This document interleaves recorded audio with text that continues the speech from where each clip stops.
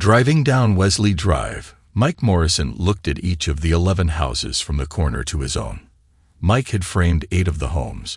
The remaining 3 had been built by John Peary, a local contractor.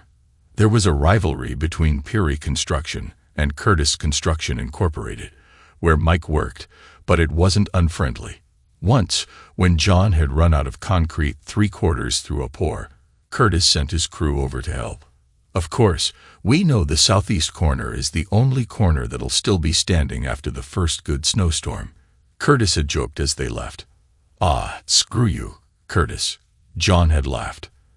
Their companies also met for the annual 4th of July picnic at Jordan Air Park, competing in barbecues, softball, and horseshoe shows before gathering to watch the evening fireworks. Mike was puzzled but not concerned when he saw John Peary's Mercedes-Benz SUV in front of his house, the license plate reading PAAROI1. After steering into his garage, he glanced at the SUV again and lowered the garage door. "Hey, Rhonda, what's John Peary doing here?" Mike called out as he entered. "Living room," Rhonda replied loudly. Mike stepped into the living room, intending to greet their guest, but froze at the sight before him. Rhonda and John were seated together on the small couch. Rhonda looked uncomfortable while John wore a smug expression. His children, Michelle and Mickey, sat on the long couch, visibly excited. "So, what's going on here?" Mike asked. Rhonda fidgeted. Mike, there's no easy way to say this," she mumbled, avoiding his gaze. "Just spit it out," Mike said, his voice hardening. "He's got a swimming pool," 12-year-old Michelle interjected. "And a boat," Mickey added. "He said he'd take me out on Merrily Lake and everything." "Me too," Michelle chimed in, glaring at her brother. Mike's expression darkened. "You don't say another word," he warned John, his voice like stone. "Mike, don't make this harder than it has to be," Rhonda snapped. "Oh, I'm sorry," Mike retorted sarcastically. "I didn't realize I was the problem here." "There's no need for this," John started. "I said not another word. Snake," Mike growled, his anger rising. John moved to stand, but Mike shoved him back into his seat. "Mike, don't you dare," Rhonda screamed. "I thought you'd be a man about this," John snarled. "What is it about not another word that's so hard for you to understand?" Mike asked, his hand lashing out, striking John across the face. John's stunned expression almost made Mike smile, almost.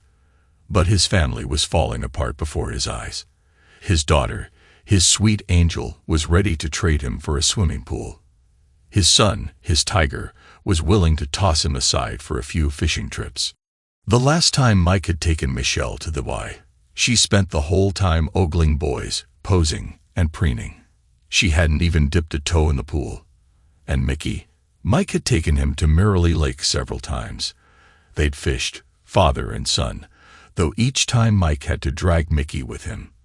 They didn't go out on a boat, sure, but they'd cast their lines from the shore. Whenever Mickey managed to catch a fish, Mike was the one to unhook it. Mike was the one who cleaned and prepared it for dinner too. After Rhonda, Michelle, Mickey, and a scowling John left, Mike sat at the kitchen table, nursing a cold Coors as he read through the divorce petition. Rhonda was asking for primary physical custody, with Mike receiving ample visitation.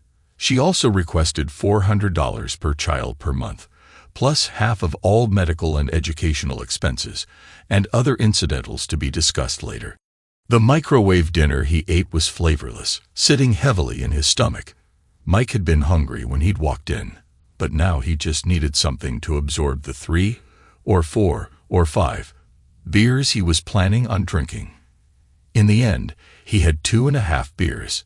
There was no point in getting drunk. He had work the next day. Wife or no wife, kids or no kids, he had a job to do. And Rhonda Gladys Livingston Morrison wasn't worth the hangover. Rhonda had been a somewhat awkward 18-year-old when Mike first met her at an auto parts store. The girl was muttering angrily to herself as she tried to figure out which battery to get for her Nissan. "The charts are right here," Mike said quietly.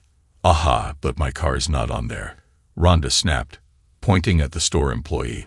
"And Tweedledum over there is too busy to get off his fat bum and help." "So, what kind of car you got?" Mike asked. He located the battery she needed and even offered to install it for her. Tweedledum shot a glare at her as he rang up the purchase. "So, where's the car?" Mike asked as he carried the heavy battery. 17th and Jackson, Rhonda said bitterly. "Had to walk here." Mike drove his Ford F-250 to the apartment complex and installed the new battery. Charles Bud Livingston, Rhonda's father, came out and struck up a conversation with Mike. Bud found out that Mike, a 24-year-old man, was gainfully employed with Curtis Construction, had a knack for fixing cars, and enjoyed an ice-cold Coors beer. "Well, son, if you're gonna date my daughter, better save up every penny," Bud chuckled. "That girl's never seen a shiny thing she didn't just have to have." "Dad," Rhonda huffed, glancing at Mike, who looked every bit the part of a hard-working man, sandy blonde hair, a strong square face, light blue eyes, and a bronzed build from working long hours outdoors. If Rhonda hadn't been so irritated when they first met, she might have flirted with him. She was just working up the courage to do so when her father reappeared, putting a stop to her plans. Mike gave her a cool little smile, but his expression remained unreadable. "Good to know," Mike said to Bud, as he closed the hood on Rhonda's car. A few days later, Frank Mears, Tweedledum, called Mike. "Hey, Mike. You know that girl you helped with the battery the other day? She came in here asking for your phone number." Yeah, sure. Go ahead," Mike agreed. Mike soon learned Bud hadn't been exaggerating. Rhonda had a habit of wanting more of anything she liked. When Mike picked her up for their second date, Bud showed him her bulging closet filled with shoes, boots, sandals, and 6 pairs of flip-flops. 6 pairs of flip-flops, Bud teased. 1 for each toe, huh? On their second date, Mike also discovered that Rhonda was quite affectionate. As their relationship progressed, so did her pregnancy. Rhonda, mildly attractive when they first met, began to blossom as her pregnancy advanced. By the time she gave birth to Michelle Christina Morrison, she had filled out more physically and had started drawing attention when they visited the mall. At first, Rhonda resented the attention her newborn daughter received, especially from Mike and his family. To compensate, she convinced Mike that she needed braces, thinking it would get her more attention. When the braces were removed, revealing a beautiful smile, they discovered she was pregnant again. "Really, I just got my figure back, and now I'm pregnant again," Rhonda exclaimed. "Mike, you're getting a vasectomy." "No one's cutting on Big Mike's Big Mike," Mike replied, gently rocking their sleepy daughter. Becoming a mother did help Rhonda shift her priorities, and she eventually accepted that some of her desires would have to take a back seat to the needs of their children. Now, sitting at the kitchen table, Mike poured the remainder of his 3rd beer down the sink, rinsed the can, and tossed it into the recycling bin. Tomorrow, he'd ask Lyle for a good attorney recommendation. Overall, he agreed with most of Rhonda's demands in the divorce petition: primary custody of the children, child support, and half the medical and educational expenses. But you wonder how she planned to cover the other half. Perhaps she had manipulated John Peary into paying it. Rhonda was also demanding half of his retirement accounts and the home's value, even though Mike had owned the house outright before they met, and she hadn't contributed a cent to his retirement. When Mike approached Curtis about a lawyer, Curtis's face grew redder and redder as Mike spoke. "That no-good snake," Lyle thundered. "Exactly what I called him," Mike said with a tight smile. "I thought, dang it, now I wish I'd said something." Lyle snapped, digging through his wallet. "Said something about what?" Mike prompted as Lyle pulled out one of the business cards. "Picnic scene. Saw John hanging around Rhonda. Seemed too friendly," Lyle admitted, handing Mike a card. "That's Trennan's daughter. She's the one who kept Mary Lynn from getting half the company when she left me last. Good God, it's already been 3 years. Heck, time flies. Anyway, I thought John was hanging around Rhonda a bit too much, but then again, she was wearing that outfit, you know. Mike did remember. Rhonda had worn a man's button-up shirt, tied at the waist beneath her 34C chest, revealing her toned midriff and a gold heart navel ring. Her cut-off shorts showed off her sleek tanned legs. It was the kind of outfit that drew attention, and John seemed to have noticed. Barbara Trenton, Rhonda's attorney, didn't mince words when it came to their mediation process. "Well, Mr. Morrison, I'm amazed you managed to save anything at all, considering how much your wife likes to spend," Barbara confided, glancing over the financial documents. "She didn't contribute a penny," Mike muttered. "Aha," Barbara smiled lightly. Her instincts were correct, and the case did go to mediation. Rhonda fiercely contested the revised petition, seeing the money in the house as hers. During this time, she made it difficult for Mike to see his children. Every time he complained, Rhonda would smugly remind him he should have signed the original petition. Curtis did his part too, telling anyone who would listen about John Peary's affair in the fallout. Part 2. Telling anyone who would listen about John Peary's affair in the fallout. Building supply retailers suddenly refused to extend credit to Peary Construction, forcing John to pay cash for everything, which strained his resources. When the bank hesitated on funding some speculative houses in a new subdivision, John's frustrations boiled over. The weekends Mike had his children. They were sullen and uncommunicative. Michelle and Mickey told him about the fun things they did with their mom and John, making it clear they preferred being with them. "We could be water skiing with Mom and Mr. John." Michelle sneered when Mike suggested going to the Y. "Yeah, Dad," Mickey added. "I even got a boogie board." John Peary's trouble deepened when he bid for a major office building contract in Rockell Falls. The board looked at him with skepticism. "You're living with a woman you're not married to?" Harley Rittmuller asked. "Ah, what's that got to do with anything?" John stammered, caught off guard. "Not just any woman, someone else's wife," another board member chimed in. Despite John's protests about his company's solid reputation, the board rejected his $4 million bid, citing concerns over his trustworthiness. John's fury only grew when he saw Curtis, Rittmuller, and Mike Morrison on the evening news, laughing together at a groundbreaking ceremony for the same project he'd lost out on. As the men awkwardly shared a ceremonial shovel, John seethed, watching the opportunity slip away. His troubles mounted when Raymond Jetty, one of his longtime painters, nervously entered his office to inform him that his paycheck had bounced. Ray had been with John since the start, but now even loyal employees were feeling the strain. "I mean, hey, things happen, you know," Ray said, fidgeting. "But I need to get paid." John's troubles snowballed further when a homeowner canceled a basement remodel because all of John's workers had jumped ship to Curtis Construction. Even John's attorney, Brian White, began insisting on being paid up front, and Rhonda discovered Mike had canceled her credit cards. Frustrated, Bud grumbled to his daughter, "Honestly, you ought to go tell Mike you're sorry. Beg him to forgive you.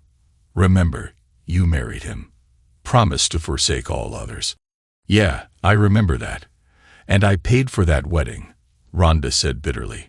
The mediation continued, with the court-appointed mediator, Michael Schiff, reviewing the petitions. He examined bank statements and receipts, listening carefully to both sides. When Barbara Trenton played the tape of Mike complaining about not having enough access to his children, Rhonda smugly replied that if he had just signed the original petition, he'd have more time with them. "So, Mrs. Morrison, the children are pawns. You want money, so you use the children," Michael snapped. "It's not like that," Brian White, Rhonda's attorney, interjected. "But Mrs. Morrison does have expenses." "Mr. Morrison also has expenses," Michael said, indicating Mike's bank statements, "and he's been faithfully sending in child support every month. As for Mrs. Morrison's expenses, might I suggest she get a job?" Mike's 39th birthday came a month after the hollow victory in mediation. He called Rhonda on her new cell phone, the one John Peary was paying for, and asked if the kids could join him for a simple birthday dinner at Benny's Burger Bar. "Nothing fancy, just Benny's, you know," Mike said, forcing himself to sound cheerful. It still hurt to talk to her. The pain of her betrayal was still fresh. Rhonda had looked stunning at the mediation, all dressed up with her hair done, and the sight of her was still raw in his mind. "Your dad wants to take you to Benny's. It's his birthday," Rhonda said, her tone sharp. Mike's heart broke when he heard his daughter whine, "God, do I have to?" Rhonda, clearly trying to think of an excuse, said, Mike," but the call had already ended. She sighed and called back, leaving a message. "Hey, I think the call got dropped. You're probably still talking. Anyway, Michelle already has plans, and Mickey does too. Maybe you can do something this weekend." By Friday afternoon, Rhonda was waiting for the call that Mike was on his way to pick up the kids. Michelle was complaining about having to go. She had struck up a new friendship with Caitlin Grady, the 13-year-old girl next door, and she'd rather be with her than with her dorky dad. Mickey, as usual, was moody and uncommunicative. When Rhonda asked what was bothering him, he simply grumbled. Nothing. 5:30 came and went. 6 o'clock ticked by, and still there was no call from Mike. By 6:30, Rhonda dialed his number again, only to hear the message that his phone was no longer in service. Confused, she tried once more and got the same result. "You about ready?" John asked as he came down the stairs, dressed in a dark suit. "Doesn't look like it," Rhonda replied. "Mike hasn't picked the kids up yet." "Then call him," John snapped, his handsome face twisted in frustration. "Gee, great idea, John. Why didn't I think of that?" Rhonda shot back sarcastically. "Oh wait, I did. His number's not in service." "Good," John gloated. "That jerk's having a hard time." "Come on, kids," Rhonda sighed, slipping on her heels. "Get your stuff. We'll drop you off at your dad's." "I was gonna take the vet," John grumbled. "John, the clients will be inside. They won't see the car. Come on, we're going to be late." John continued to mutter complaints, but he grabbed the keys to the Mercedes. Michelle grumbled as she got into the car, and Mickey followed, scowling. "Oh my God," Rhonda gasped as they pulled up to Mike's house. A gold standard real estate sign was staked in the front yard. Come on, John ordered. "They're already there." "John, the kids can't stay here." Rhonda shrieked when she noticed the house's windows were bare. "There aren't even curtains." "If we screw this meeting up because of your kids, I swear," John hissed. John peeled out of the driveway, leaving a streak of rubber on the pavement, and sped out of the neighborhood. He had to slam on the brakes to avoid hitting a slow-moving car in front of them. "John, no meeting is worth getting us all killed for," Rhonda screamed. On the 3rd of the month, Rhonda received an $800 check, as she did every 3rd of the month, unless it was a Sunday or holiday, in which case the check arrived a day earlier. The words of her daughter, "God, do I have to?" echoed in Mike's mind. He had also heard Mickey's sullen tone. After ending the call, Mike sat at the table. For the first time since his mother's death, he cried. He buried his face in his arms and sobbed for what felt like hours. When he finally roused himself, sluggish and disoriented, he looked around the house. Rhonda had already taken anything of value. What remained had only sentimental worth, and the pain of his children's reactions had tarnished even that. Mike loaded what he could into his truck and drove it to the consignment shop. They were happy to take most of the furniture off his hands. They appreciated that Mike had brought it himself in his F-250, though they politely declined the battered old recliner due to health concerns, and the mattress concerns, and the mattresses for the same reason. The dolls, superhero action figures, roller skates, and ice skates, however, were sure to go quickly. As Mike unloaded the boxes, a customer was already sifting through them. Lyle Curtis slipped in a few choice words when Mike told him he was leaving Raquel Falls, leaving Colorado. They shared a manly hug, and a few of the crew shook Mike's hand or hugged him as well. "Where are you headed?" a few asked, eyeing the travel trailer hitched to his truck. "Probably south," Mike shrugged. "It's still summer now, but man, I'm tired of freezing in the winter," Mike said. "Yeah, but it's not like you're using them anyway," one of the men joked, causing Mike to smile and shake his head. Barbara Trenton named a reasonable retainer and agreed to act as Mike's power of attorney for the sale of his home. The Gold Standard real estate agent had already been to the property and assured Mike that she could get $130,000, possibly even $140,000 for the house, despite the recent housing market collapse. Since Mike had paid for the home outright, the entire sales price, minus the agent's commission, would go directly into his account. After Lyle Curtis had his crew repaint the home and install new carpet, the agent's confidence grew. "We'll list it for $160,000. She enthused when Mike answered her call. "Okay," Mike agreed, having no idea that Lyle had taken care of the upgrades. Mike Morrison picked up his divorce decree in Oakleaf, Texas. To celebrate, he went to Tiana Jack's, ordered a half-pound burger with spicy fries, and washed it down with 2 ice-cold draft beers. He even indulged in a $50 dance from an innocent-looking redhead with an infectious smile. Mike had no trouble finding work afterward. Skinduro Construction called Lyle Curtis, who confirmed that Mike was not only as good as he claimed to be, but better. The pay was solid, the work steady, and the crew knew what they were doing. Mike worked from 7 a.m. until 3 p.m., sometimes 4 p.m. when a deadline approached. But the moment the day ended and his coworkers headed home, Mike was reminded he didn't have a home anymore. He lived in his travel trailer at an RV park. To fill the void, Mike often stayed behind to clean up the site. He gathered nails, scrapboards, swept up sawdust and metal filings. Anything to keep busy. "Long day, Mike?" Joe Tonetti asked one afternoon as Mike swept a concrete foundation. "Yeah," Mike said, continuing to sweep. "My wife's making her famous meatloaf in red gravy tonight. Why don't you come over?" Joe suggested. "Thanks, but I think I'll pass," Mike said. "Hurts my feelings you're gonna say no to Catherine Marie's meatloaf," Joe teased. Mike hesitated. "I'll head home, take a shower, then do it," Joe insisted. 12 to 17, Ferguson Drive. "Okay." Mike eventually agreed. The Tonettis lived in a large home among other large homes, and the neighborhood reminded Mike of Raquel Falls, Colorado. Homesickness tugged at him as he parked at the curb. Catherine Marie Tonetti was French-Canadian, while Joe was dark and lanky. Catherine Marie was plump and pale, but they seemed to always be in contact, holding hands, touching each other as they moved around. Joe sat at the head of the table, Catherine Marie at his right, their 20-year-old daughter Antoinette, Tony, to his left, with Joey, their 15-year-old son, and Cheryl, their 17-year-old daughter, rounding out the table. Tony resembled her mother, while Joey and Cheryl took after Joe, though both carried a few extra pounds. Dinner was a lively affair, except for the quiet moment when Joe said grace.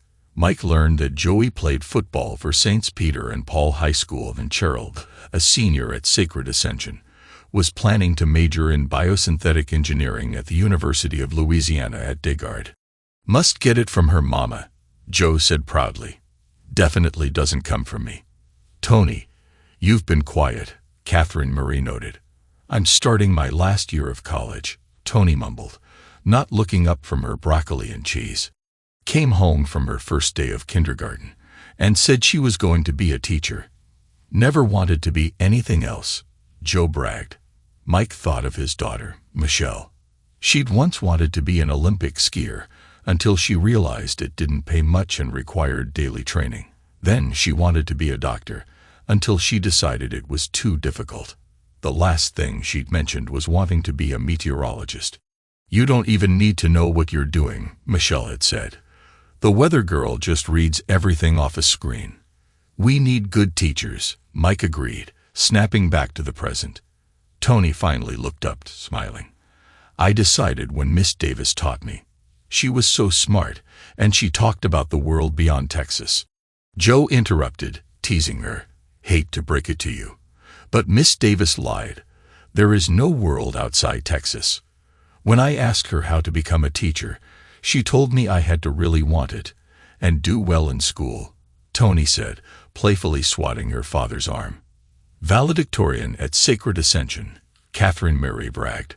On the dean's list every semester. Do you have any kids, Mr. Mike? Tony asked, fixing him with her green eyes. I had two, Mike said, losing his smile. Had? Joey asked, giggling. Lost them somewhere.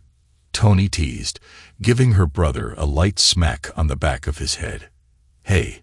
Joey cried out. Well, kind of did, Mike answered. Divorce. Sorry, Joey mumbled, chasing after the dishes as they were being cleared away. After dinner, Mike yawned, then laughed and apologized.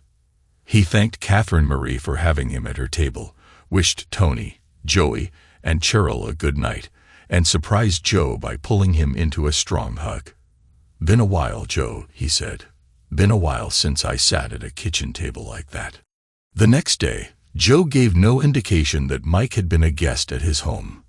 He barked orders, pointed fingers, and yelled, but at 3 o'clock, he called it a day. Mike stayed behind to clean up, disappointed when Joe didn't return to invite him back for another meal. On Friday, Joe was at it again, barking orders, pointing, and yelling. By 2:30, he was handing out paychecks. Tomorrow night, Catherine Marie's making the stuff she calls Jamelia, Joe said once everyone had left. What time should I be there? Mike asked.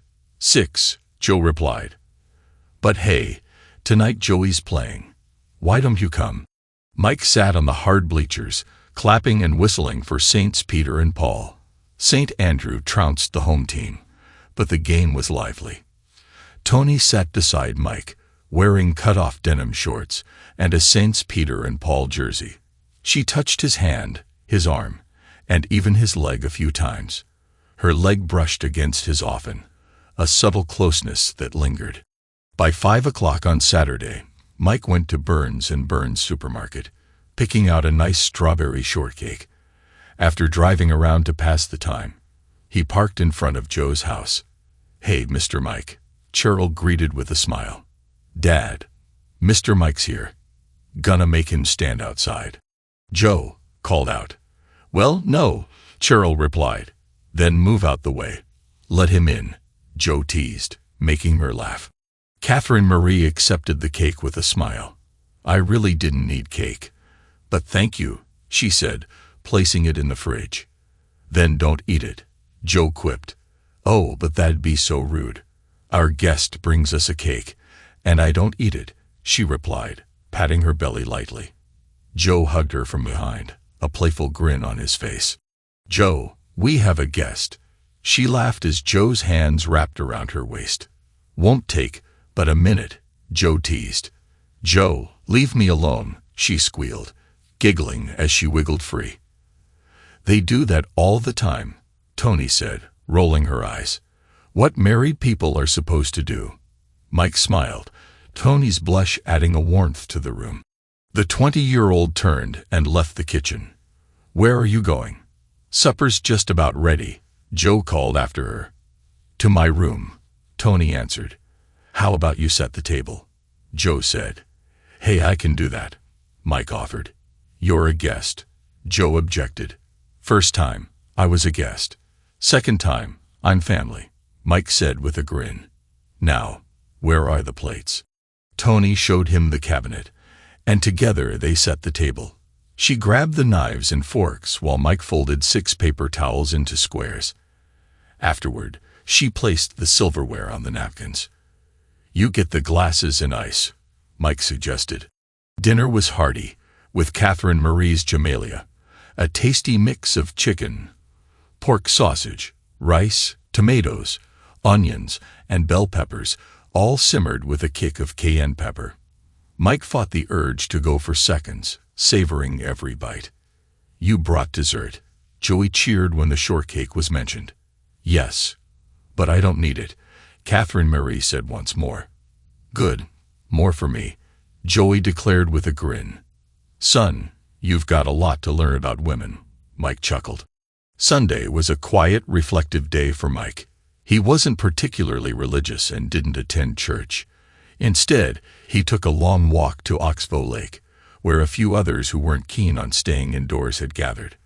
One young woman caught his eye, a stunning blonde, her skin sun-kissed and nearly brown from her tan. The young woman peered around, her eyes hidden behind sunglasses, as she looked to see if anyone was paying attention to her. She seemed to be seeking an audience, hoping for admirers, but no one noticed her. They were preoccupied with their frisbee game, their beach ball, or simply soaking up the sun. That's how I feel too, Mike said, watching as the attractive blonde visibly slumped. On Monday morning, Mike and Carlos finished the trim work. With nothing left to do, while the painters applied primer and stark white semi-gloss, and the electricians completed their rough work, Carlos shrugged and grabbed a broom and dustpan. Hey, Morrison, Joe called out. Yeah, Mike responded. My Tony wants to know if you're coming over for dinner tonight. Joe snapped, his face stern. I guess, Mike said, puzzled by Joe's tone. Joe's expression was serious. Man, listen. She's only 20. She's half your age. Hey, no, Joe. I haven't done anything, Mike protested. Joe stared at him for a moment before turning on his heel and starting to yell orders at the sheetrock men. Come on, need to roll these walls, he barked. Mike shrugged, leaned the broom and dustpan against the door jamb, and left the job site. The project was finished from his end. He could either stick around for the cleanup and touch-ups, or leave that work to Carlos and Carlos' cousin Philly. Barbara Trenton reviewed the receipts, quickly tapping on her keyboard, and nodded. She then turned her attention to Rhonda. So, she began. Is there any way you could chip in a little more? Rhonda wheedled. Barbara fought down her irritation. Divorce is pretty straightforward, she snapped. $400 a month per minor child, and half of medical and education expenses. Yeah, but I mean, C died. Had to get a new one, Rhonda complained. Mrs. Peary, Barbara said. It's Morrison, Rhonda snapped. I'm interested, Barbara quipped. Mrs. Morrison, your failure to plan is not my client's concern. And where's your client? Rhonda demanded. Missed Michelle's birthday. We sent her a birthday card, Barbara stated, and a $10 gift card for Benny's Burger Bar with it. Barbara's personal assistant brought in the printed check, and Barbara signed it before sliding it across the desk to Rhonda. She placed the receipts into the plastic grocery bag Rhonda had used to carry them. Thank you, Mrs. Peary, she said. I apologized, Mrs. Morrison. She returned her attention to her computer monitor. So, Michelle's braces, Rhonda pressed. Michael A. Morrison Sr. has paid his half for those, Barbara said. He has paid his half for Michael A. Morrison Jr.'s soccer camp. He has also paid his half for the dental visits. Could you at least tell me how to get in touch with him? Rhonda pleaded. No, Barbara said coldly, turning her attention back to her monitor. I hope one day you have kids of your own and have to deal with someone like you. I have 3 of my own. Raised them on my own after my husband left us, and did just fine, Barbara replied, typing away. Gee, I wonder why your husband left you. Rhonda sniped. Found a selfish little brat who didn't threaten his male ego by earning her own way in life, Barbara said, still typing. But don't worry. After she left him, he tried to come back all apologies and sweetness, but it'll never happen again. So know it well. I am a made woman, and unlike you, I work hard for what I want. I don't open my legs to get what I want. Now get out. Mike answered his cell phone. Catherine Marie's asking if you're coming to dinner. Joe's voice snapped. It's chicken cacciatore, or what she thinks is chicken cacciatore. It's nothing like my mama used to make, that's for sure. I don't think so, Mike said. If you don't come, I'm in deep trouble, Joe said. 6 o'clock, hear me. Mike arrived at the house, Careful not to block the driveway with the travel trailer. Tony answered the door, smiling up at him. When she saw the shining trailer behind Mike, her eyes widened. "Oh, you're going camping?" she asked with a smile. "No, I'm moving on," Mike admitted. Tony's face fell, her eyes filling with tears as she dashed into the dark interior of the house. "What's wrong with her?" Joe demanded. "Come on in," Catherine Marie greeted Mike with a smile. Joey had already set the table, and Cheryl was grabbing the glasses. "Tony, it's ready," Catherine Marie called out as she served the meal. "Tony," Catherine Marie demanded a moment later as she took her seat at the table. "Antoinette Catherine Marie Tonetti. Looks like you're in trouble," Joey said to Mike. "Well, don't tell her my full name," Mike joked. "I'll go get her," Cheryl offered. "Joe, say grace," Catherine Marie ordered. "I'll go get her." The four of them hesitated until Joe began eating. Then Cheryl, Joey, and Mike joined in. Moments later, two plump, beautiful blonde women entered the kitchen and took their seats. Both women had reddened eyes. "So, Mike, why are you leaving?" Catherine Marie demanded. I mean, the job's done, right?" Mike stammered as Joe looked up from his plate. "We just started rolling it today," Joe said. "But my job's done," Mike pointed out. "Framing's done." "Aha, but we're fixing to start on Great Oak National Bank Monday after next," Joe argued. "Mike, please stay," Tony whispered, staring intently at her plate. Her green eyes were swimming with tears as she mouthed please at him before looking down again. 5 years later, Rhonda Morrison drove up and down Roberts Drive, admiring the stunning homes in this section of the Texas town. She stopped the rental car in front of the red brick house. 1809, she muttered. She smirked at the sight of the shiny travel trailer beside the house. When Mike had bought it, she had insisted on a concrete pad for it, not wanting to see overgrown grass around something they'd never use. The trailer was perched on a concrete pad next to the large garage. Rhonda looked at the neatly manicured lawn, lively flowers, and the cute wooden wheelbarrow in the yard. She smirked at the flowers. Mike had always said they were just weeds. Steeling herself, Rhonda approached the front door and pressed the doorbell. A disembodied female voice answered, "Yes." Rhonda looked at the small speaker and saw she was on camera. A small lens was at the top of the metal grill. "Hi, I'm Rhonda Morrison. Does Mike Morrison live here?" she said, flustered. "And you are?" the female voice asked. It was neither unfriendly nor welcoming. Rhonda grew agitated. This wasn't how she had envisioned it. She had splurged on her travel outfit. The jersey material clung to her 36D breasts, lifted by a push-up bra. The same material highlighted her midsection, but at 39, that couldn't be helped. The jeans accentuated her hips and thighs, and though her backside was wider than she liked, the jeans squeezed everything into a more flattering shape. Now, standing on the doorstep with the Texas sun beating down, the jeans were soaked with sweat, and her blouse stuck to her more than clung to her. I'm Rhonda Morrison, his ex-wife," Rhonda said. "Oh," the voice exclaimed. "Does he know you're coming?" "No," Rhonda admitted. For several moments, she stood there. Just as she was about to ring the bell again, the door opened. Mike stood there, looking better than she had remembered.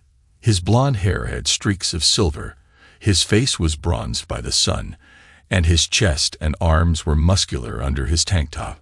He wore swim trunks, and his legs were thick with muscle. His waist looked slim. "Yes?" Mike demanded. "Hello, Mike," Rhonda said, smirking. "Yes?" Mike demanded. Mike, is there somewhere we can talk?" Rhonda stammered. "Right here's fine," Mike said.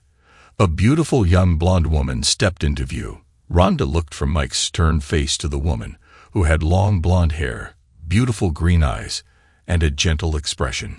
Mike and the woman had most likely been swimming.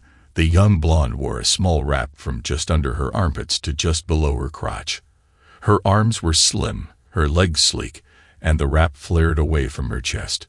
"Michael, y'all go to the sunroom," the young woman said softly, with a rich Texas twang. "Precious, I don't want her in my house," Mike said firmly. "Michael," the woman said, peering into his brown eyes. 5 minutes. "Fine, come on," Mike ordered. Rhonda watched as the woman scampered toward what Rhonda presumed was the sunroom, opened the atrium doors, and stepped outside. Through the large glass window, Rhonda saw a large swimming pool with a Hispanic-looking girl and 2 young boys. The blonde woman removed her wrap and stepped down into the pool. Rhonda's mouth dropped at the sight. 5 minutes, let's go," Mike ordered, snapping Rhonda's attention away from the attractive blonde. "Really?" Rhonda spat bitterly. "We were together for 14 years. Can't you be a little nicer?" "Oh, I'm sorry. Would you like a glass of champagne? Some caviar? Golly, where are my manners?" Mike snapped sarcastically. "Come on, Rhonda. You came all the way out here. Let's get to it. I don't know if you heard, but Michelle's getting married next month, the 9th, Rhonda said. "Yeah. How far along is she?" Mike asked bluntly. Rhonda blushed at Mike's direct question. She glanced toward the swimming pool. "In a month and a half," she admitted.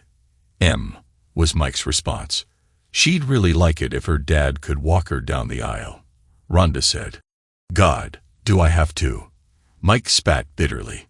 "Well, I mean, she'd really appreciate it," Rhonda stammered, puzzled by his reaction. "Want to go to Benny's Burger Bar?" Mike suggested. "Hey, it's my birthday. I want to spend some time with my kids. And what do I hear? God, do I have to?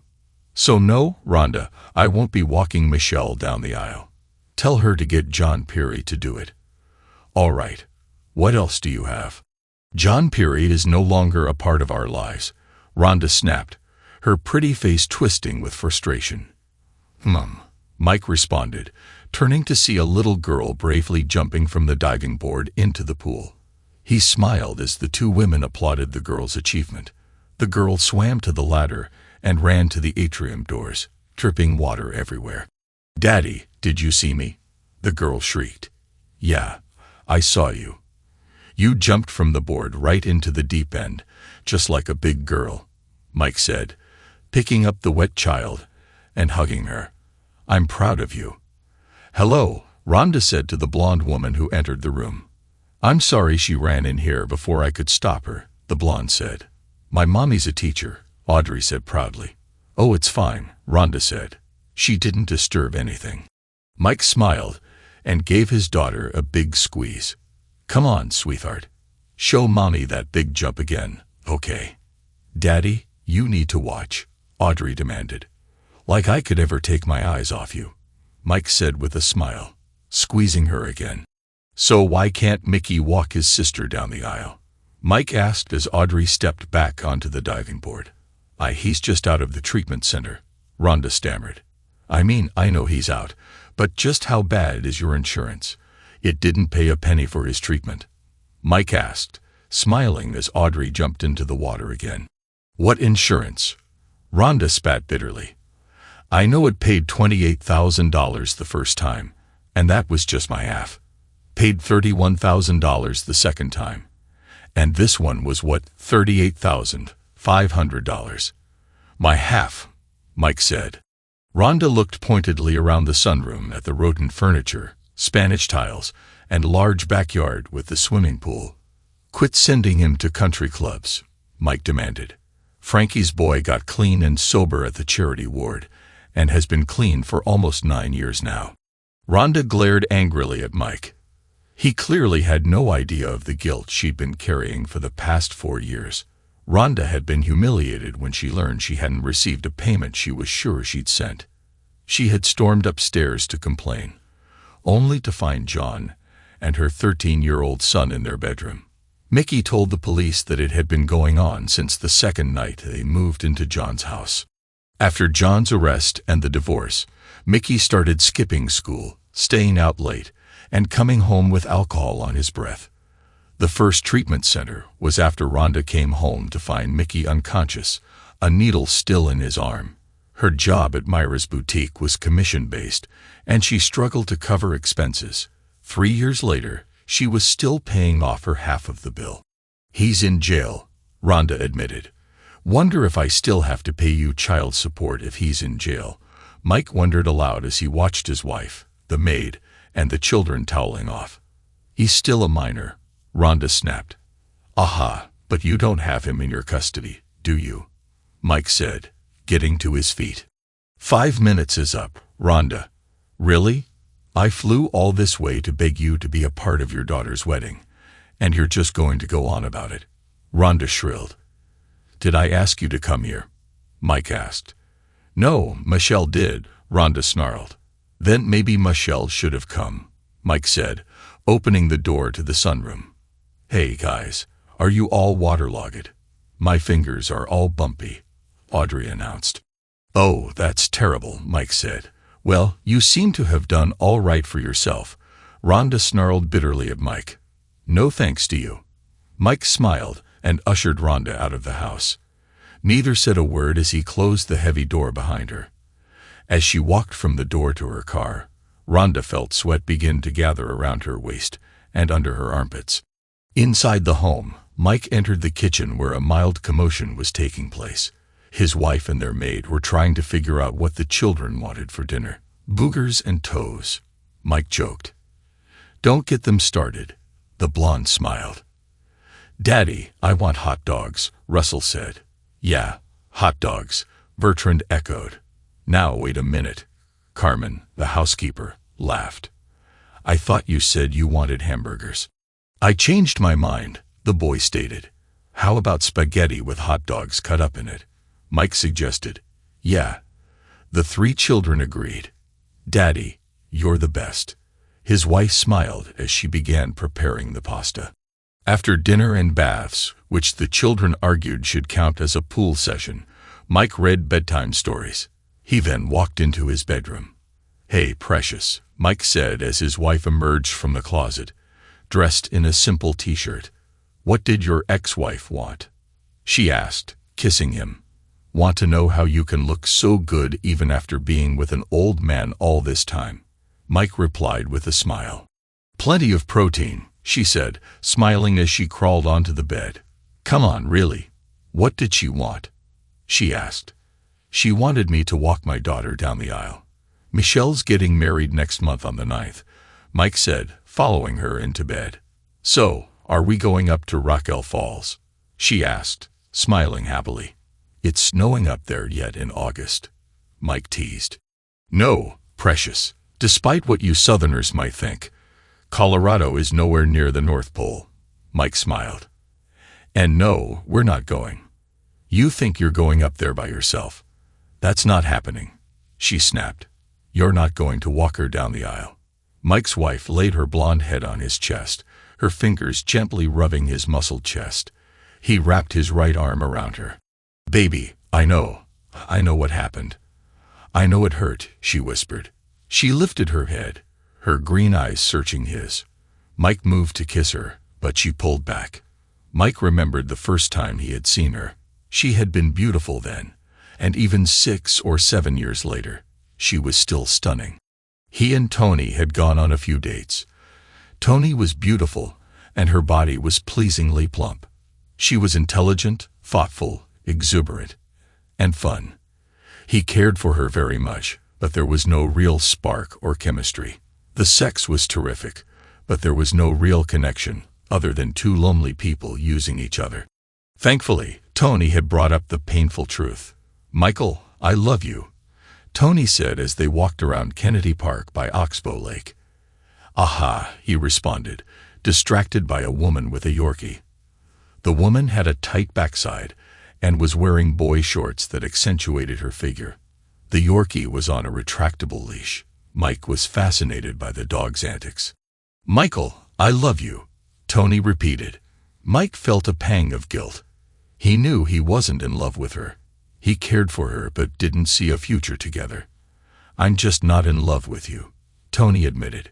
"Kind of how I'm feeling too," Mike confessed.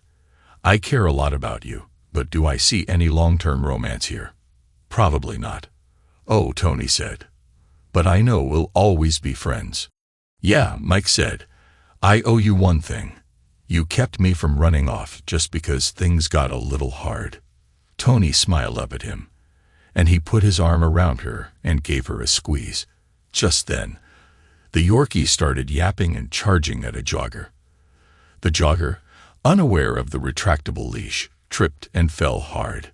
The dog squealed and struggled underneath the jogger. The woman started screaming at the jogger. Mike rushed over, gently assisting the jogger and unhooking the dog's leash. "Hold your dog and drop the leash," Mike ordered. He managed to free the dog while the jogger remained on the ground, swelling on her forehead and a broken ankle evident. Mike called 911. "Yes, got a jogger here with a broken ankle and possible concussion. The dog caused it," Mike said. "The woman says the dog didn't trip her. She just fell," the operator responded. "I'm sorry, sir, but the nearest vehicle is 40 minutes away," the operator said. "Never mind. I'll get her there myself," Mike snapped. He picked the young woman up and carried her to his truck, with Tony following behind, casting a wary glance at the woman and her dog. The woman made a hasty retreat, and Mike reassured Tony, "Don't worry, got her picture. She'll be back." As Tony strapped the woman into the truck, he grabbed a cup of ice from a vendor and Mike handed him his handkerchief. Tony sat in the jump seat behind the young woman, holding the improvised ice pack to her head, while Mike drove quickly, hazard lights flashing, toward the ER. The woman moaned softly a few times, but remained unconscious when Mike screeched to a halt outside the emergency room. A nurse and an orderly quickly came out, pushing a gurney. Mike explained the situation as they loaded the young woman onto the gurney. Afterward, he drove Tony home. They hugged and Tony wiped a tear from her eye before going into her parents' house. Mike debated whether to return to the hospital or head home. The late hour and the demands of the next day's work, both at Scanduro and on a foreclosure project, made the decision for him. He had a full day ahead, and he was also planning to find more permanent lodgings than his travel trailer. While waiting for Scanduro Construction to finish the Adams office suites and start work on the Great Oak First National Bank, Mike had bought a foreclosure in a modest neighborhood. The previous owners had left the property in disrepair, but Mike managed to purchase it and another nearby home. Mike also acquired properties on Roberts Drive, a gated community where owners had overextended their credit. He sold 3 of the 4 properties at a reasonable return and decided to move into the 4th home on Roberts Drive. He worked for Scanduro Construction during the day and handled renovation and reconstruction in the evenings and on weekends. His latest project was in the same gated community on Simpson Way.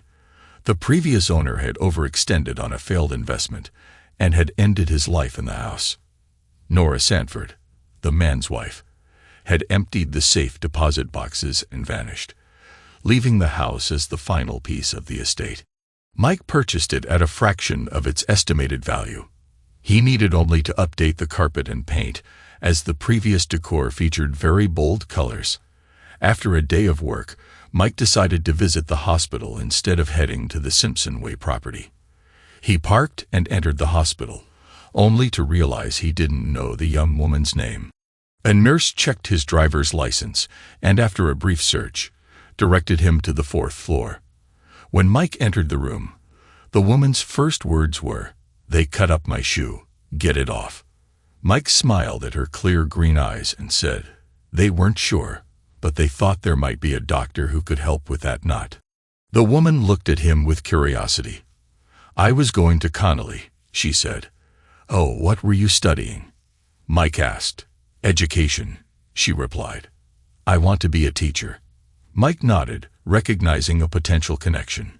"Maybe that's where I know you from. Did you pick Tony up there a few times?" She studied his face for a moment before shaking her head. "I don't think so. By the way, you got a name?" she asked. "Huh. Oh, Mike. Mike Morrison," he said. "Precious," she replied. "Yeah, I know I don't look Mexican." "Precious, is there anyone you need to call?" he asked. Her beautiful face clouded over. "Ah, no. She stammered, looking away. Mother. Father. He pressed further. Mom died of ovarian cancer. My dad said, "You're not my kid either. Either get out or stay." Precious said. "Oh," Mike said, looking at his watch. "I only have another 2 hours of sunlight left to work. I'll be back." She smiled sadly and lowered her bed. Even in the shapeless hospital gown, when she lay back, Mike could see her figure, and he remembered where he had seen her before. "Oxbow Lake," he said. "Huh?" Precious asked, pausing the bed's momentum. "That's where I've seen you before." "On the beach at Oxbow Lake," Mike explained. Precious immediately moved to ensure her gown's hem covered her. She blushed hotly. No, you were there sunbathing," Mike said. "Beautiful girl in a beautiful green bikini, but looking about as sad as I felt." "What have you got to be sad about?" Precious asked. Mike took the seat again. Precious raised the bed and looked at him. "I was happily married, had 2 kids, a boy and a girl. We wanted to name them Russell after my old man. God, my old man was the greatest," Mike said. "Or Bertrand, after my mom's dad. Give him a piece of wood, and in minutes he'd carve a car, a frog, or a boat." "So, what did you name him?" Precious asked softly, taking his hand into hers. "Rhonda," Mike said. "That was my wife. Rhonda decided on Mike Jr. We called him Mickey." "That's a good name," Precious smiled. "I like that name." "Yeah, it's a pretty good name. I mean, I was named after my dad's brother who died in," Mike agreed. "And your little girl?" Precious asked. "Audrey," Mike said. "Oh, I love that name," Precious enthused. "Yeah, it was my mom's name. Audrey Nicole Mellister Morrison," Mike said. "But Rhonda decided on something else, Michelle. Michelle Christina Morrison. Cute, right? Michael and Michelle. You see them a lot." "Been a few months now," Mike admitted. "They're up in Raquel Falls. They've got a swimming pool and a boogie board. What do they need with their dad, huh?" Mike stayed until an orderly brought Precious her dinner. To his surprise, he leaned over and gently kissed her on the lips. The next morning, Mike was working on the main load-bearing wall in the bank's main lobby. His pocket vibrated, and Back in Black by AC/DC chimed. "Michael," a soft voice asked. "Aha," Mike agreed, wiping the sweat from his face. It was just after 10 o'clock, and already the Texas sun was broiling. Mike walked over to the cooler and grabbed a paper cup. "Michael, they're discharging me today," Precious said. "Be there. At least they'll feed you lunch," Mike said, sweeping his eyes around the site to locate Joe. "No, they've already got me out in the hall," Precious admitted. "Oh, for crying out loud, really?" Mike spat. "I'll be there as soon as I can." Joe shrugged his shoulders when Mike informed him of the emergency at the hospital.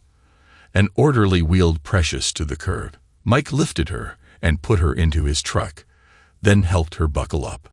"Okay, where am I taking you?" he asked. "Home," she said. She gave him directions to the Spanish Arms Apartments, then remembered her car was still at Kennedy Park. Mike shrugged off her apologies and drove to Kennedy Park. She pointed out the 2005 Volkswagen Beetle and slapped his arm when he mocked the tiny car. "Shut up, it's cute," she defended, laughing. He made a buzzing sound as he parked next to the vehicle, then came around to help her out of his truck. "Thing's not a stick, huh?" Mike asked. "Well, yeah," Precious said. Mike looked at the plaster boot on her leg. She realized driving her car would be extremely difficult. "Okay, your apartment's not that far. I'll drop you off, then drive it over there," Mike decided. "Oh, Michael, that's too much," Precious argued. "Precious, you can't drive like that," Mike said. "And we can't leave it here." Pulling up to the Spanish Arms again, Mike saw a new problem.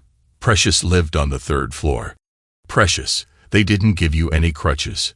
Mike asked. "Huh? No, they didn't give you any crutches," she realized. "Honey, how are you going to get up and down those stairs?" Mike asked. "I don't know," Precious said, and burst into tears. Okay, come on, get your key out, Mike ordered. He carried her up to her apartment, then left her in the dank, sweltering apartment. He drove to Burns & Burns supermarket and grabbed a few boxes. What are those for? Precious asked when she managed to hobble to the door and open it for Mike. Pack clothes, toiletries, whatever you need for the next couple of weeks, Mike ordered. You're staying with me at least until you can get around on your own. Precious was about to argue, but then thought about it for a moment. Just moving from couch to door had been a struggle. How was she going to manage moving from couch or bed to the door and down to the ground floor of her apartment building? I assume your apartment is on the ground floor, Mike asked as he carried the boxes into her bedroom. Yours will be, Mike assured her as he looked around the neat, orderly bedroom. Listen, give me the keys to your Beetle, and I'll be back, okay? Oh, Precious, you don't want to help me pack, she asked. I've seen enough of women's drawers to last me a lifetime, Mike said with a smile. He surprised Precious by leaning forward and giving her a light kiss on the lips before he left the apartment. Mike drove down to a gas station and rented a hitch and harness. He then drove to the park and attached the hitch to the front end of her car. Unbelievable, Mike smiled as he drove away, the truck pulling the small car effortlessly. Okay, I think I'm ready, Precious said. Okay, Mike said, and he lifted her into his arms. He carried her down to the truck, then trotted back up the stairs to get the boxes. Anything else? He asked before putting her into his truck. Nope, she smiled. She then surprised him with a kiss on his lips. Thank you, Michael. Mike smiled and jogged back upstairs to make sure he locked her apartment securely. So, my apartment's on the ground floor. How many apartments are there? Precious asked. Well, your bedroom is on the 3rd floor. It's a 3-story house, Mike said as he turned onto Roberts Drive. Oh, I come through here at Christmas time, Precious said, looking around the affluent neighborhood. Christmas? Mike asked. Yeah, a lot of these houses really go all out with lights and decorations, Precious explained. Like Clark Griswold? Mike asked. Who? Precious explained. Like Clark Griswold? Mike asked. Who? Precious asked. Griswold. Christmas Vacation, Mike said. She shook her head, then looked astonished when he pulled up to his house. She was still trying to peer up into the 3rd-story windows, craning her neck back when he helped her down from the truck. 5 windows up there, Precious said. You need something in each window. Mike asked as he closed the truck door. When you do your Christmas lights, you need something in each window, Precious said, holding out her arms, ready for him to pick her up again. He jogged inside, unlocked, and opened the door of the house, then ran back and scooped her up. Ah, carrying me across the threshold, she quipped. When I carry you across the threshold, I hope you'll at least be wearing a nice dress and definitely better shoes, Mike smiled. Huh. What's wrong with fiberglass? Precious asked, waggling her heavy cast. Ah, it puts the UG in ugly, Mike declared and set her gently onto the couch. Ooh, I love this couch, Precious said. Is this where I'm staying? No, I'll carry you to the bedroom after I get your stuff in, Mike said. He made quick work of lugging her boxes into the house, then carried her to her bedroom. Yep, you're a man, Precious quipped, looking around at the austere furniture. Mike chuckled as he laid her onto the bed. She didn't let go of him when he moved to straighten up. Thank you, Michael, she said softly and kissed him on the lips. Welcome, Mike said. Oh, you, don't need the bathroom. It's right across the hall. Mind reader, or are my eyes starting to turn yellow? Precious said. Mike scooped her up again and carried her to the small, simple bathroom. He smiled as he sat her on the commode, then quickly exited the room and firmly shut the door. Holler when you're done, he called through the door. Mike located several more pillows throughout his house and brought an old tube television into the room. He then heated a can of soup and used a slightly rusted cookie sheet as a tray for her. He also drove to Rental and rented some aluminum crutches for Precious. This began 5 weeks of cohabitation. The first few mornings, Precious lightly complained about being awakened before sunrise for breakfast. On the third morning, Mike found Precious waiting wide awake, arms outstretched, ready for him to carry her to the kitchen. "You got those crutches?" Mike asked on the fourth morning as he scooped her up into his arms. "But I like when you carry me," she whispered into his ear. Mike could smell her toothpaste and realized Precious had awakened, hobbled across the hall to brush her teeth, then returned to the bedroom to wait for him. He smiled at her, and she returned his smile. "Honestly," he said, "I like carrying you too." Joe did complain when Mike had to take off for Precious' doctor visits and physical therapy. Teresa White, a lawyer recommended by one of Mike's coworkers, helped Precious. Sue Mary Buchhammer, the owner of Dawson, the Yorkie that had tripped Precious, also took up some of Mike's time. "Hey Mike, we all have other stuff to do. Can't we schedule this after work?" Joe complained the next time Mike asked for an early afternoon off. Mike tried to explain. "Make up your mind. What's more important, having a job or whatever this is?" Joe spat. Mike didn't answer and didn't remind Joe about the early afternoon he'd requested off. The next morning, Joe screamed at Mike in front of the other employees. Mike smiled, nodded, and walked off the job site. "Hey, you're home early," Precious said as she looked up from her textbook. "Aha," Mike grumbled. "Oh, I don't have an appointment, do I?" Precious asked, alarmed. No, got run off the job," Mike said. "Oh, Michael, what happened?" Precious asked, patting the cushion next to her. Mike sat next to her on the couch and told her about the mild animosity that had developed when he was dating Joe's daughter, the girl he had been with the night Precious was injured. The animosity hadn't gone away even though Mike was no longer dating Tony, and it had been compounded by Mike's frequent needs for time off. "Oh, Michael, why didn't you say something?" "I would have gotten one of my friends to take me," Precious said. "But I wanted to take you," Mike admitted. "Why?" Precious asked, her green eyes peering into his brown eyes. Well, you know," Mike stammered. "Michael, I'm not going to say it first. I need to hear you say it," Precious admitted, taking his large hand into her small one. "Say it," she urged, her face inches from his. "Because I'm in love with you," he admitted. "And I'm in love with you, Michael Arthur Morrison," Precious whispered, then kissed him on the lips. Now unemployed, Mike bought more homes that had fallen victim to the recent collapse of the housing market, made the necessary repairs and renovations, and continued to earn money. The benefit of being his own boss was that he had the time and availability to take Precious to doctor's appointments, physical therapy, and for little outings and excursions. On one such outing to the Hog's Head, a barbecue restaurant Precious loved, Mike discovered his true status. "Hey, Press," a muscular young man said with a slight sneer on his face. "Oh, hi, Barry," Precious said, her voice fairly flat. "So, this is your dad?" Barry asked, trying to sit next to Precious on the bench. Precious used her hand to prevent Barry from taking the seat. "No, this is my fiancé, Michael Morrison. Michael, this is Barry.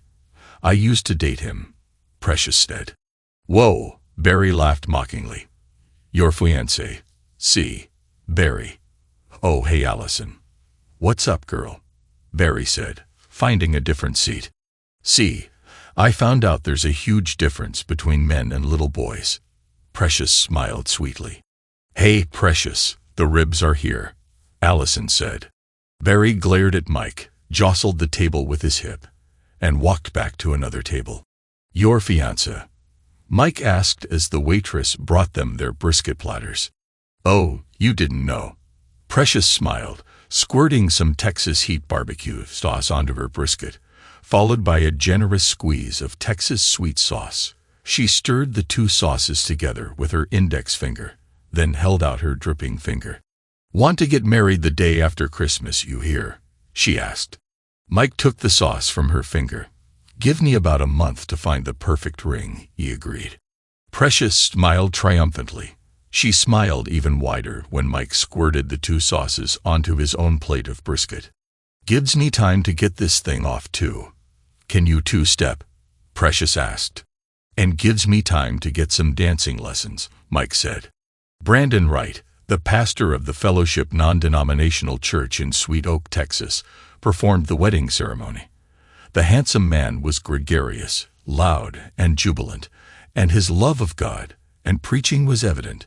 Mike had learned how to do a Texas 2-step and Texas swing. The fellowship hall, attached to the church, reverberated with cheers as the DJ kept the dancers on the floor. The Hog's Head barbecue provided the meal, and the guests became miserable, but smiled widely as they enjoyed the feast. Toni Tonetti congratulated Michael and Precious, then locked herself in a stall of the ladies' room and sobbed. Emmanuel Wright, Brandon's 23-year-old son, stood outside the bathroom. When Toni finally emerged, the handsome young man offered her a handkerchief. "Sometimes seeing someone else happy can be a little hard," he quietly offered. Toni said nothing, just dabbed at some fresh tears with the soft cloth. "When my cousin Amelia got married, I wanted to punch the guy she was marrying," the young man admitted. "Oh yeah?" Toni smiled slightly. "Yeah, but Dad intervened." Emmanuel smiled. "Guys in tackle for the Kennelly Cougars." "Ouch," Toni agreed. "Well, I haven't seen you out there on the dance floor yet," Emmanuel said. "Legs are broken, huh?" Toni giggled. "Now then, what are you waiting for? Let's go," Emmanuel said, grabbing her hand. 9 months and 2 days after Reverend Brandon Wright pronounced them husband and wife, Mike Morrison found himself at L's hospital again for the birth of Bertrand Michael and Russell Michael Morrison. Precious sobbed, screamed, wailed, gasped, and cried through the 5-hour delivery. In between gasps, grunts, and other sounds, she held onto Michael's hand and declared her undying love for him, her knight in shining armor. 17 months later, Toni Wright and her husband Emmanuel Wright were 2 doors down, having their first child at the same time Precious was having their daughter, Audrey. Back in the present, the Morrison family was traveling back to Mike's town to make amends with his children. "I cannot believe," Mike grumbled as they stepped off the airplane in Ben Hust, Colorado. "New Texas would finally get tired of your ugly face, huh?" Lyle Curtis, Mike's former boss, announced as he hugged the man. Hey, man, how you doing?" Mike laughed happily, hugging Lyle. "What are you doing here? How you been?" "Less hair, more gut," Lyle replied. "About the same you." Lyle laughed. I'm good.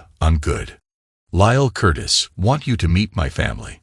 Honey, I'm sure whatever incriminating evidence he's got on you, the statute of limitations has run out, huh?" Lyle joked when he met Precious. "Huh?" Precious asked. "He thinks I'm blackmailing you," Mike explained. "No kidding," Lyle said as he shook the hands of the twins. "I'm Audrey." "I'm 4, Audrey said, holding out her hand for Lyle. "And ain't scared of nothing neither," Mike stated. "Now, I know you booked a suite at the Hilton. Lizzie, my daughter, is the manager there," Lyle said as the family grabbed their 3 suitcases from the carousel. "But you're staying at my house," Lyle added. "Mr. Curtis, you sure?" Precious asked. "Mr. Curtis, Lyle, he said, not offended. "By the way, what's your real name?" "I kind of feel funny calling another man's wife Precious." "The name's Precious," she said. "Oh well, suits you." After the family was situated, Mike and Precious in the guest room, Audrey in the old room of Lytle's daughter, and the twins on the pull-out sofa bed in the man cave, Mike took a deep breath. "I'll go check on the boys," Precious said. "What?" "They're just," Mike started, pulling his cell phone out of his shirt pocket. "Give you some privacy," Precious said softly, then kissed him. "Love you." "Love you too," Mike said, smiling. "That's your daughter, Michael. Above all, she's your daughter. She's a part of you," Precious counseled, then stepped out of the bedroom. "Hello," a girl's voice answered, sounding guarded. Mike's stomach, already twisted, suddenly spasmed. He almost ended the call. Hey, hi, this is your dad, Mike said. Who? Michelle asked. Oh, Dad, she said. Yeah, listen, I'm in town. Planning on taking my wife and kids to Benny's Burger Bar. They've heard all about it. There's 1,000 ways to fix your burger, so we're going there at 6. Would love to see you there. Yeah, sure, Michelle said, her voice dripping with sarcasm. Great, Mike said. See you then, and ended the call. Precious looked up from the video game Bertrand and Russell were playing when Mike entered the room. She tilted her head at the scowl he wore. Benny's Burger Bar, 6 o'clock, Mike said. And it sounded like a snotty little, just like she was 13. Mike spat. You know, whenever I expect to get the red bum, I'm rarely disappointed, Precious said. My second graders, some are just the sweetest kids, and some of them, I swear, but when I just get rid of all expectations, it usually goes a lot better. Don't know why I let you talk me into this, Mike said, and smiled as Bertrand managed to find the pot of gold. Because I promised you a special night, Precious whispered into his ear. There is that, Mike agreed. But not here. Precious giggled as Mike reached around her waist. At 6 o'clock on the dot, Mike herded Audrey and Russell into the restaurant. Precious and Bertrand were just behind. Bertrand had seen a Porsche 9911 and wanted to get a closer look at the gleaming black automobile. Looking around, Mike felt a wave of disappointment, then a wave of anger. There was no sign of Michelle. She here, Precious whispered, taking Mike's hand. Nope, Mike said bluntly. Maybe she's stuck in traffic, Precious suggested. Sweetheart, did you see any traffic out there? Mike asked, his voice harsh. Raquel Falls has to be traffic-free. Free, and if they want traffic jams. So how do we do this? Precious asked, helping Mike guide the 3 children to the counter. All right, first you order your burger. You want a 1/4 pound, a 1/2 pound, or a 1 pound? Mike said. A 1 pound? Audrey asked. Daddy's full of bull, Mike said. It's a 1/2 pound. Precious giggled. Then you want bacon, cheese, bacon and cheese. No bacon, no cheese. Mike continued. How about 1/2 bacon, 1/2 cheese? Russell asked.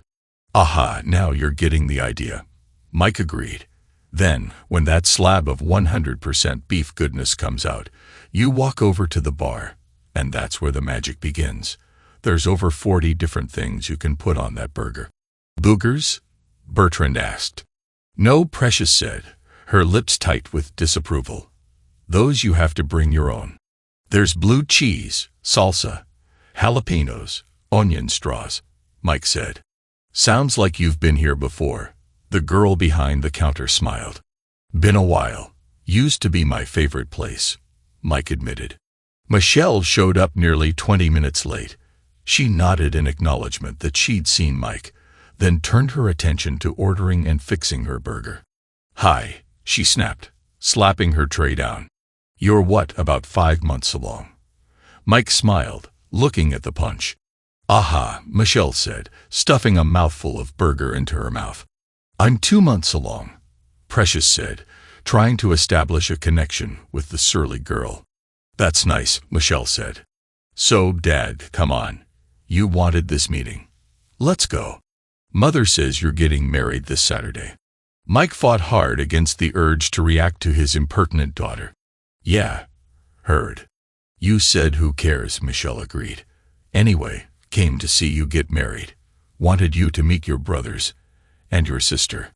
Ah, fine, Michelle said, taking a big gulp of soda. I'm Precious, Precious offered. I'm sure you are, Michelle smirked. That is her name, Mike said through clenched teeth. Precious Morrison. This little cutie here is Audrey. I'm 4, Audrey announced, holding out her hand for a big man. And the big guy there is Bertrand, and the big guy next to him is Russell. Guys, this is your big sister, Michelle. Hi, Bertrand said. I'm 4, Audrey said again. Hi, Russell said. So just thought you'd come back, and I'd be all like, oh hi, so great to see you again. Michelle snarled. Don't worry about being all over me, huh? No, thought you'd be all like, hey, sorry I was a selfish, self-centered, stuck-up little. Watch your language, Precious said softly. I acted like spending a few minutes with my dad, who worked hard for me, was a real imposition. But I've done a little growing up since then. But I guess we're both sorely disappointed, huh? Mike spat. Daddy, Audrey whispered to her mother. I know, I heard him, Precious said. Precious pinched Audrey's nose. I heard you say it too just a minute ago. I was just telling on Daddy, Audrey denied. Well, don't bother, Michelle spat, shoving her tray and causing her drink to spill. Don't bother coming to my wedding. I don't want you there. No problem, Mike shrugged, grabbing the tray before the soda spilled onto any of his children. Drop your present off at your mother's house, Precious offered as Michelle stomped out of the restaurant. Whatever, Michelle sneered and shoved the door open. Audrey started to speak, but Precious warned, and you say it, and you'll get a spanking. So, what did y'all think of Benny's Burger Bar? Precious asked as the five of them left the restaurant. Next time, I'm going to put a whole lot more pickles on mine, Bertrand enthused. And barbecue sauce, Russell agreed. Mike smiled at their enthusiasm. He and Precious smiled over the roof of Lyle's daughter's minivan as they slid the doors open. After dropping Precious and the children off at Scooters for ice cream, Mike drove to the address Barbara Trenton, his attorney, had provided. He checked the address again when he pulled up to the dilapidated apartment complex. Yo, can't be parking there. That's my boy's spot. Know what I'm saying? A boy, probably 15 or 16 years old, said. Sign says visitors. Telling me your boy's name is Visitors. Mike snapped, taking the wrapped package off the passenger seat. Now, if he was to let me hold 5, the boy suggested. Ain't gonna happen. And pull your pants up, kid, Mike said. Mike kept an eye on Lyle's minivan as he knocked on Rhonda's door. He winced. It sounded like his fist was about to go through the door. What? Who's there? Rhonda's voice sounded harsh. What do you want? It's Mike. Mike called out, still watching the van. Here to drop off Michelle's wedding present. Yeah, her meeting went great, Rhonda smirked, yanking open the door. Ah, where's Barty? Who? Mike asked, thrusting the package at Rhonda. Your little Texas wife, Rhonda sneered. Ah, go screw yourself, miserable, Mike spat. Thought you'd trade up, but just can't stand it that I did too, huh? Rhonda said. Great trade. Think I'll keep mine though, Mike said with a smile, and turned away. Mike paid no attention to the screaming tirade behind him. He marched down the stairs and opened the door of the van. Hey, kept an eye on the wheels for you. About $1, the boy wheedled. Kid, pull your pants up. Any idea how ignorant you look? Mike snarled and slammed the door of the van shut. The kid gave Mike the finger. Mike revved the engine and put the van in forward. He laughed when the kid's eyes widened with fright as he attempted to run backward and ended up falling flat on his back. Mike put the van into reverse and sent Precious a text message that he was on his way to Scooters. Daddy got you a double-dipped double chocolate, Precious said when Mike entered Scooters. Got you a big old sloppy kiss, Mike said, and kissed Precious with enthusiasm. Michael, quit, Precious giggled as their children laughed. Mike's meeting with Mickey fared slightly better than his meeting with Michelle. Just as he had been when he was 10, the 17-year-old was sullen and uncommunicative. He wouldn't even look up from the table in the small cinder block room when Mike attempted conversation. Oh, and thanks for those cheap Benny's Burger Bar gift cards, Mickey finally sneered. You're welcome, Mike said easily. $10 doesn't buy much at Benny's, Mickey said. I know $10 doesn't buy much at Benny's, Mike said. Quarter-pound fries with a drink, at least $14. Mike smiled. So, why the hell did you only send a $10 gift card? Mickey asked, his voice rising in anger. So you have to stick your selfish little hand into your own pocket, Mike replied with a smile. Huh, Mickey asked, confused. Anyway, good luck with the trial next Thursday, Mike said, getting to his feet. Why do you even come here? Mickey demanded. Honestly, I wanted to see if there was any of that kid left, Mike admitted. Saw your sister. There's nothing left there. There's nothing of the little kid in her. First play was supposed to be a tree, but she kept looking over at me and smiling and waving at me. What's a tree got to do with it? Mickey screamed. Was hoping there'd be some of that little buddy who went fishing with me. Remember when you caught that rainbow trout? Damn, that was a fish, Mike said. 6.5 pounds, Mickey said quietly. Yep, and the first thing out of your mother's mouth was, I ain't cleaning that thing.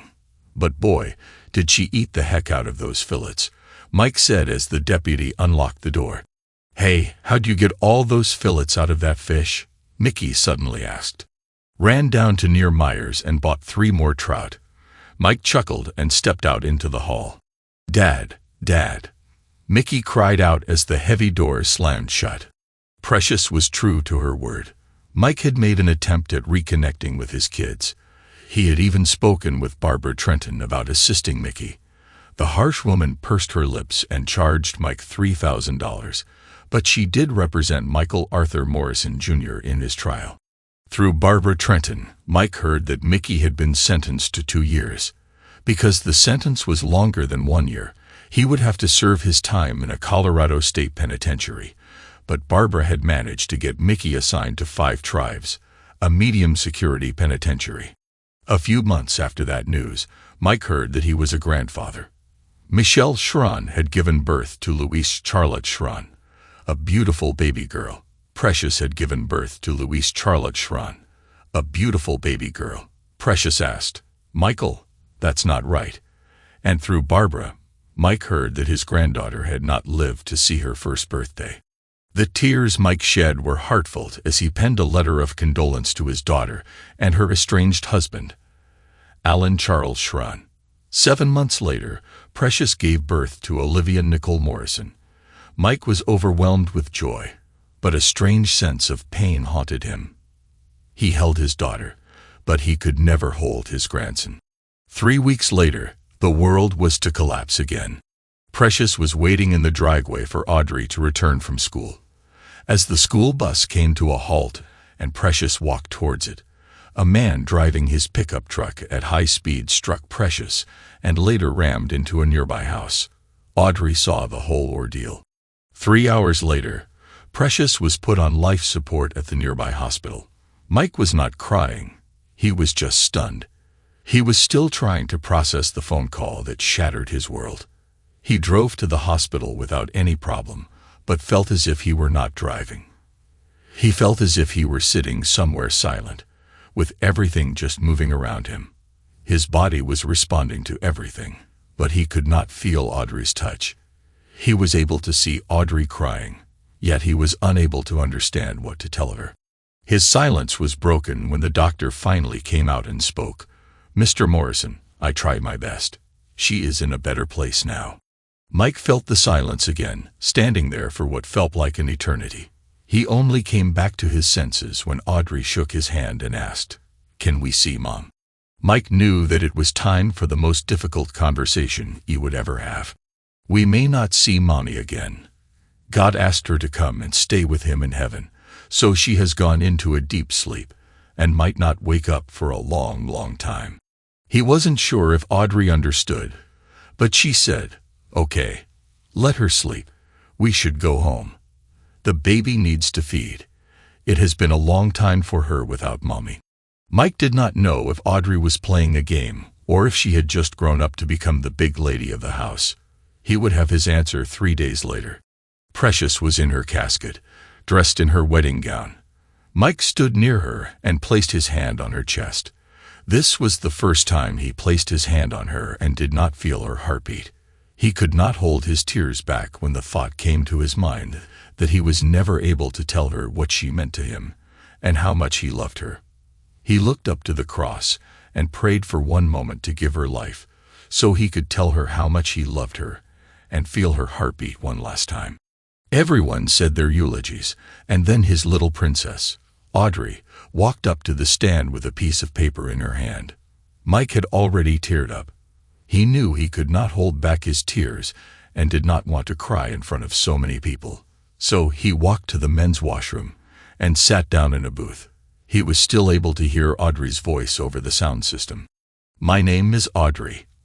I am 4 years old. My daddy must be in the potty. He does not like for people to see him cry. My mom is the most beautiful woman, and she is the strongest. My daddy told me that God wants my mom to stay at his house for some time. I am not sure when she will be back, but I know she will enjoy her stay. She is in heaven. If my mom is watching me from heaven, I want her to know that I love her and I will miss her. My mom's name is Precious, and she is very precious to me and my daddy.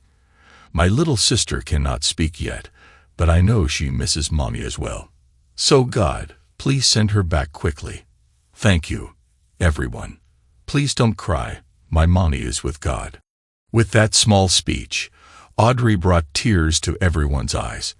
Mike quickly ran out, hugged Audrey, and let his tears flow like a small child. Audrey held him and whispered, "I am here for you, Daddy." They all went back home once the funeral was over.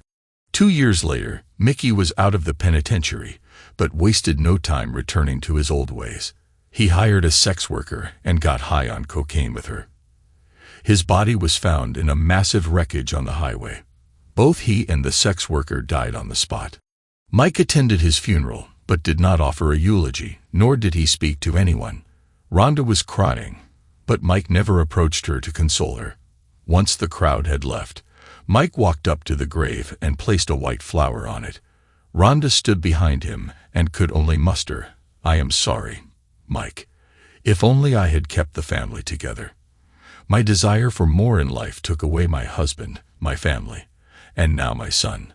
I never knew that my actions would not just kill my marriage, but also my family." Mike said nothing. He just walked away. That was the last time he saw Rhonda alive. The next time he saw her was 10 years later at her funeral. At the funeral, Michelle handed him a letter. "Mom wanted you to have this." Mike took the letter and kept it in his pocket. He opened it at home and found that Rhonda had written just 3 words, "I am sorry." In her last days, the only thing she desired was his forgiveness. Mike folded the letter and kept it in his drawer. That night, he walked out to his porch and looked at the night sky, which was lit up by stars. He was lost in his thoughts when his daughter walked in behind him. "I saw the letter. Did I not teach you not to read personal letters?" he said. "Well, I forgot, but all she wanted was for you to forgive her. She's not among us anymore, so your hate is not going to impact her," she said. "You've started to talk like your mother," Mike said. "I can't help it. It must be in the genes, I guess. I did forgive her. I just don't know if she will ever know it. I forgave her when I married your mom. I just never told her. Now I cannot tell her." "You don't need to tell her. Just tell yourself," she replied. Mike slept well that night. He still marveled at how a 14-year-old could talk like an adult. 23 years later, he was sleeping again. But this time, he was sleeping forever. Audrey once again walked up to the stand to offer her eulogy. "My name is Audrey. The last time I was here, I was 4 years old. It was my mom's funeral. That day, my daddy told me that my mom was with God, and one day she would meet me. What he never told me was that the wait would be very long and would take an entire lifetime. Today, my daddy beat me to it. He is finally with the one he loved. When Mom died, everyone used to talk about how he would become an alcoholic and wreck his life. But he loved her more than anyone could imagine. He did not mourn her, he lived for her. Just to let everyone know how much he loved her, he never married again. He never dated anyone. For him, his kids were his only life. He was both my father and my mother. He was the one who taught me the difference between birds and bees. He was the one who went with me shopping for my prom dress. He was the one who taught me how to cook, how to fish, and above all, how to be a good human. He made sure all his kids were educated and had a good life. There aren't enough words to describe his kindness and his love. In my final words, I hope he finds his precious in heaven. Daddy, if you are watching, I have all my brothers and sisters here, and please know that we love you. Mike was laid to rest beside Precious that day. All his kids stood together near the graves of the two people who loved each other, finally concluding their story of lost love, together forever. Thanks to everyone who took the time to listen to today's stories. If you enjoyed it, please consider liking and subscribing if you haven't already. Feel free to share your thoughts on the events in the comments below. Take care.